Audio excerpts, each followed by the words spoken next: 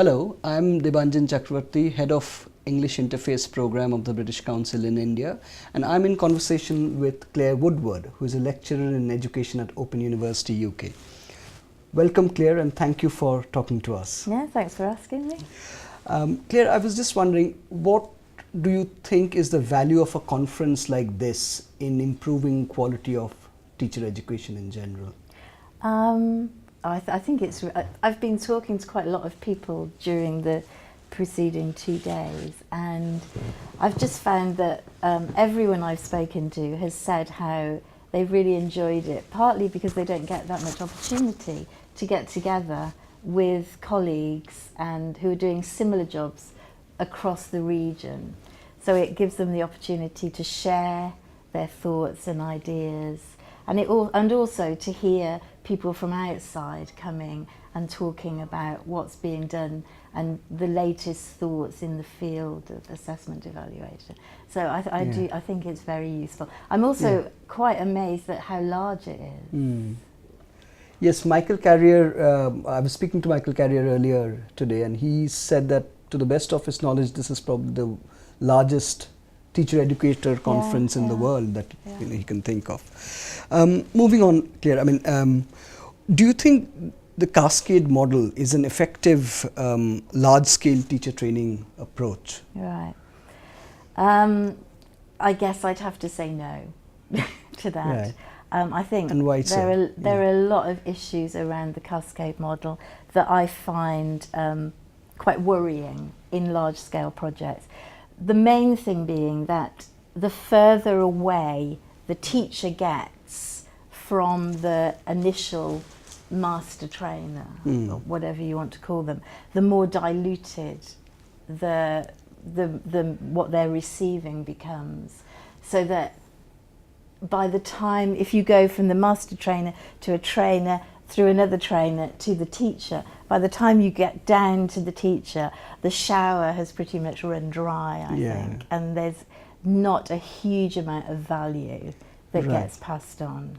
I think, you know, that's my opinion on it. Right. I mean, I know that in many situations it's difficult to come up with another model, but I do feel that technology now is enabling us to grapple with different ways of delivering large-scale projects. Can you talk about some of the ways in which Open University is trying to address technology issues in language teaching? Yeah, I mean, I work on the English in Action program in Bangladesh, as you know, and we've just completed our pilot study. In the pilot study, we actually used quite high-end technology, which I had reservations about, I should say. But in fact, because the rate of change in technology is so rapid, what we were able to do 3 years ago only with the iPod is now possible on very cheap, easily accessible mobile phones. So what we're doing is basically putting CPD into the teacher's pocket through using a mobile phone. In the case of English in Action, in Nokia. And every teacher on the program, so in the next phase that will be about 13,000 teachers, will have an ISD card with their teacher professional development on that card, in their phone, in their pocket, which is available for them anytime, any place.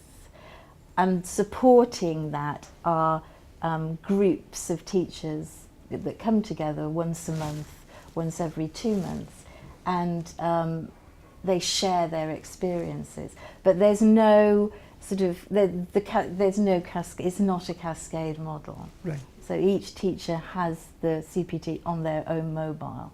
Does it produce challenges of its own using technology in the classroom? What kind of challenges have you faced? It does produce challenges. I mean, you have, first of all, there's the whole infrastructure challenge. So you have to ensure that, you know, there's electricity, for one thing. Many of the schools in rural Bangladesh where we work don't have electricity.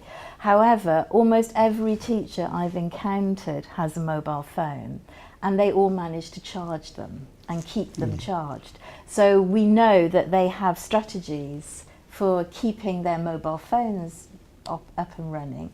So by using the mobile phone, which is important to them, we are tapping into that rather than imposing extra requirements.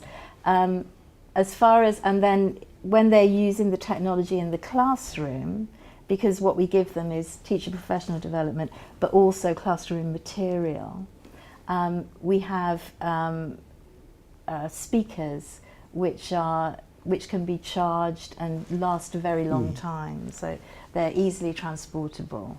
So they can get them charged and bring them to the school if the school doesn't have electricity. Right. But yeah, so infrastructure can be a bit of an issue. And also at the beginning of the project, we had concerns about teachers' willingness to engage in technology. But in fact, I would say in general, that's not been an issue. And if there are a minority of teachers who have problems, they generally have a partner in their school or within their upazila, their district group, who will help them to overcome their, concerns or, barriers that they might have. So generally, it's not been a problem. Right.